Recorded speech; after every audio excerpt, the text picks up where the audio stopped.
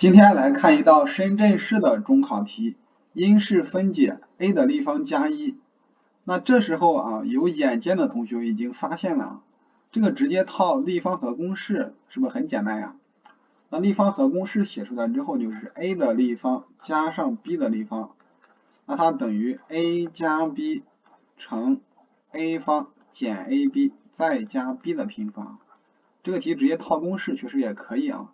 那带进去之后啊，这里 a 就是 a，b 相当于是1，所以就是有 a 加1乘 a 加1啊。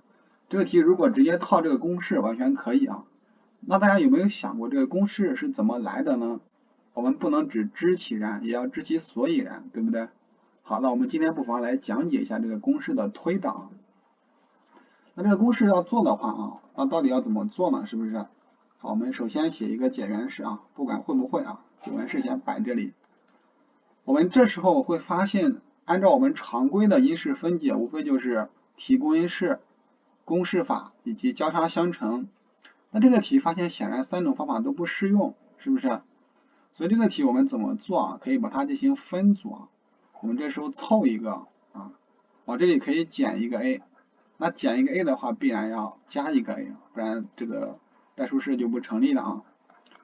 我们会发现前面这个式子，哎，是不是可以提公因式了呀？我们可以提一个 a 出来，那剩了一个 a 的平方减1加 a 加1。那到这里啊，有眼尖的同学已经发现了，这是平方差公式，哎，那是不是还可以继续分解呀？就 a 倍的 a 加1乘 a 减1了啊，再加上 a 加1。我们会发现前面式子呢有一个 a 加1，后面也有一个，我们再次用一个提公因式啊，提一个 a 加1出来，那这个式子剩了一个什么？就是 a 倍的 a 减1，是不是再加1啊？啊，我们把后面这个中括号里面的再化简一下，就是 a 加1乘 a 的平方减 a 加1，那它是不是跟前面那个式子是一样的啊？所以我们进行推导也是能推出来的啊，这个立方和公式。